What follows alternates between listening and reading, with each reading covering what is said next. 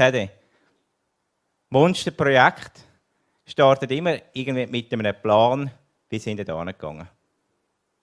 Ja, eigentlich, wenn wir kurz zurückschauen, der Mann und ich sind im Kernlagerbauteam immer so ein bisschen in der Vorbereitung Anfangsjahr. Und wir überlegen uns, was machen wir, was bauen wir für ein Zelt, wie muss es aussehen, was haben wir für ein Thema. Und wir haben dieses Jahr, ist eigentlich logisch gewesen, es ist das Thema Scharche nur. Wir haben angefangen zu zeichnen, wie du sagst. Erste Gedanken müssen wir mal auf Papier zeichnet. Ich merkte, ich komme schnell an den Anschlag, weil mir fehlt das Know-how. Da habe ich dem Typ geschrieben, von dieser Webseite, und ob ich dann nicht eine längere Lizenz könnte haben. Er hat dann gesagt, ich soll doch mal erzählen, was es ist. Und er findet das so interessant, der macht das für uns. Ich dachte, nein, das gibt es nicht. Ein Profi arbeitet für uns. Und ich dachte, ja, das kostet etwas, oder? Und er hat sich bereit erklärt. Und das war für mich ein Zeichen vom Himmel, dass ein Profi kommt und sagt, hey, ich mache für euch das gratis. Wie sind ihr dann zu einer Firma gekommen? Man sagt, das bauen wir. Ja, es hat dann geheißen, wir haben alles in der Umgebung abgeklappert und haben denen angerufen. Wir haben Briefe geschrieben und haben das gemacht. Und viele haben mir dann gesagt, du, es ist verrückt, was ihr da plant. Es ist erstens viel zu gross,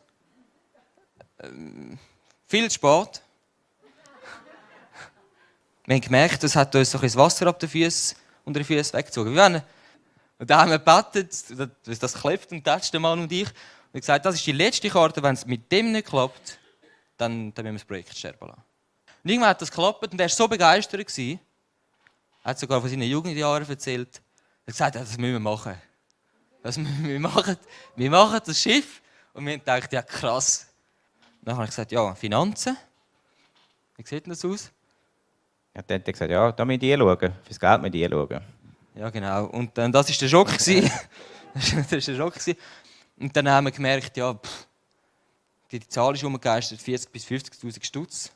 Wir haben gedacht, das läuft so eigentlich. Für eine Woche bauen wir so etwas auf und haben dann gebetet. Wir haben gemerkt, Jesus ist mit uns unterwegs.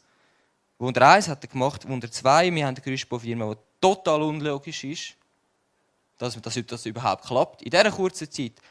Ja, also für uns war es unerreichbar. So haben wir gemerkt, wir müssen das total entkoppeln. Wir können auch etwas anderes bauen und das ist genauso cool. Und alles, was wir auf die Wiese stellen, egal was es ist, von der kleinsten Scheisse, vom kleinsten Zelt, vom grössten Bauwerk, das soll alles im Reich Gottes dienen. Er hat die lange Zabel lassen, habe ich gehört. Ja, also, hey, am 17. am 5. hast du immer noch nicht gewusst. Ja, am 17. habe ich es nicht gewusst. Da hatte ich aber Sitzungen im Geschäft bis etwa um 6:30. Bin dann rausgelaufen, am Veloständer gestanden. Ich glaube, ich habe noch nie so lange an einem Veloständer gestanden. Weil eine Person hat mir angerufen, nicht eine, die wir angefragt haben, sie hat mir angerufen und gesagt, ich habe das Geld für euch. Es ist reserviert, es ist genau für das gedacht. Genau für das. Und für mich war das unglaublich. Immer noch. Das ist nicht Vergangenheit, das ist unglaublich. Und ich glaube, der Herr hat jetzt nicht mit Wunder 3 aufgehört. Ich glaube, und unsere auch die Gemeindeleitung und auch das ganze jüngste Team, Gott wird viel bewegen. Gott wird Menschen retten durch das Projekt. Und das ist auch das, was wir jetzt machen. Wir dürfen nicht verrückt sein und ein grosses Bauprojekt machen. Aber der Herr hat alles gesprochen, was wir brauchen. Und darum machen wir das. Darum geben wir da Gas. Und wir sind mega gespannt. Nur für eine Woche. Nur für eine Woche.